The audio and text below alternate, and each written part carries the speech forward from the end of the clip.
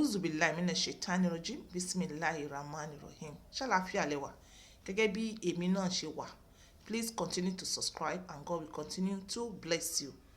Ọkọ àti ìyàwó ni èmi upon by tó ń kọ́. But a need láti sọ fún àwọn ọmọdé tó ń bọ̀. Categorically mo fẹ́ bá àwọn 18 to 35 years mo fẹ́ bá wọn sọ̀rọ̀ ni.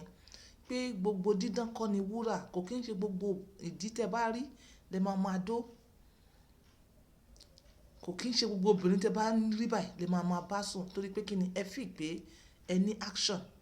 Action yẹn lè tell lọ́la. Ṣóyé yín.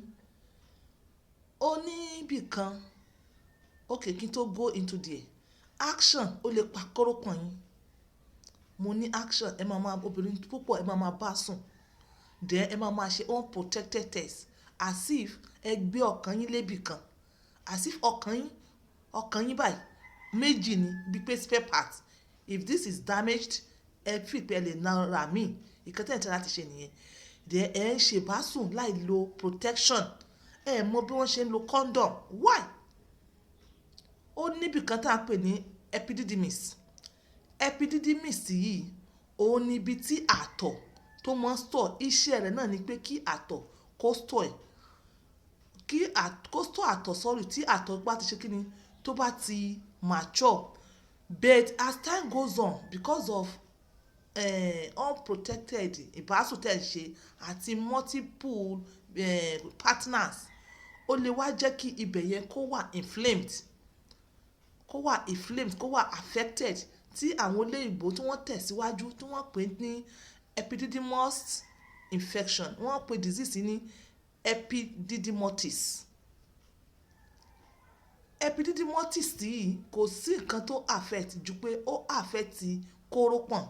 Ó dẹ̀ máa ṣe kí ni ó lè pa tí ẹ bá take care.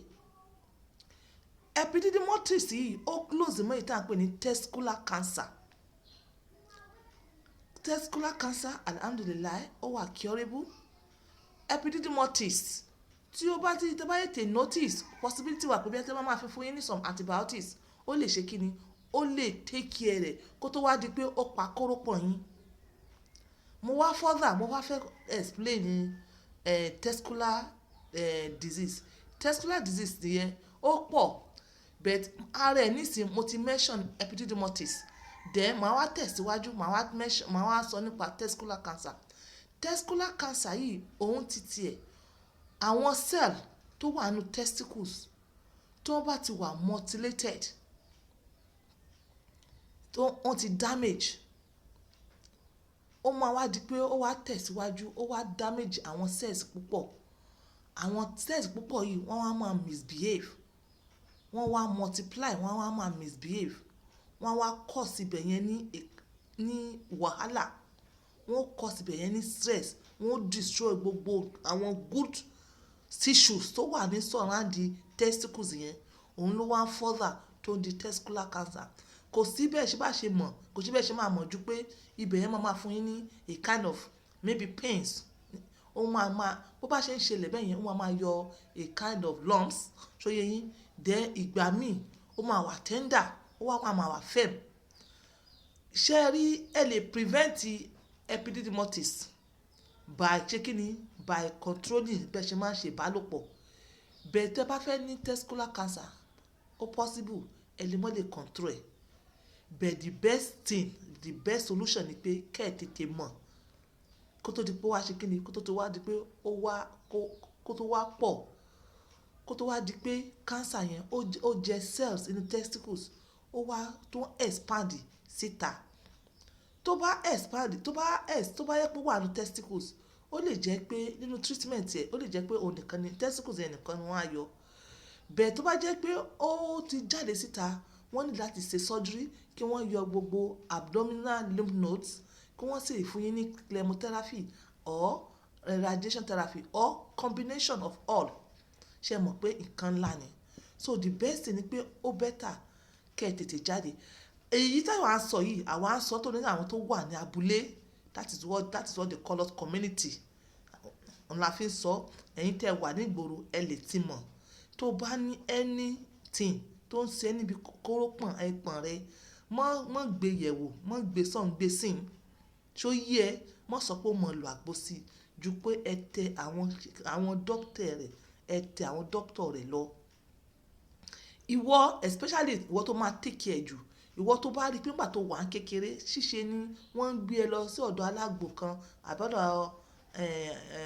alágbo ẹlẹ́ẹ̀kejì àbí àwọn agbọmọlà àbọ̀dọ̀ dókítà pé wọ́n ní kórópọ̀n rẹ kò tètè jáde, pé kórópọ̀n rẹ ò jáde, ó wà at risk.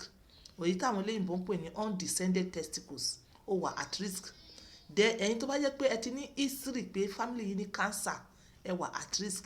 Ìwọ tó bá ti wà tó ti undergo this kind of issues, tó ti mọ̀ pé bóyá testicle kò tètè descend ní kékeré, then maybe family ẹ̀ kan ti ní testicular cancer àbí a kind of cancer, tó bá wá rí pé o ní problem níbi kórópọ̀n, ṣó yẹ mọ́ waste time, mọ́ lo paracetamol sí, mọ́ lo sort of sí, mọ́ lo àgbo kankan sí, lọ sí ọ̀dọ̀ àwọn doctor tó ń deal pẹ̀lú cancer.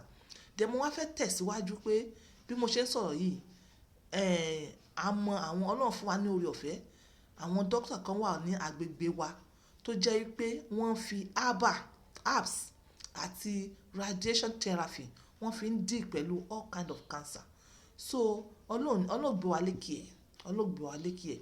So ẹ lè kàn sí mi. Then kí n tó lọ láfikún, òun ni pé testicular cancer ó wà curable. That is nǹkan tá a lè sọ pé yes, ó wà curable, ó wà curable, but the thing is ẹ jáde lásìkò, ẹ jáde lásìkò. Oríṣiríṣi cancer ló wà. So testicular cancer ó wà lára one tó ń dì pẹ̀lú àwọn ọmọ, let's say from age 18 to 35 tó ń dì pẹ̀lú wọn according to a research report. So ọ̀rọ̀ mi ò jù báyìí lọ. This is on point by 2 using my words to help others. Bye.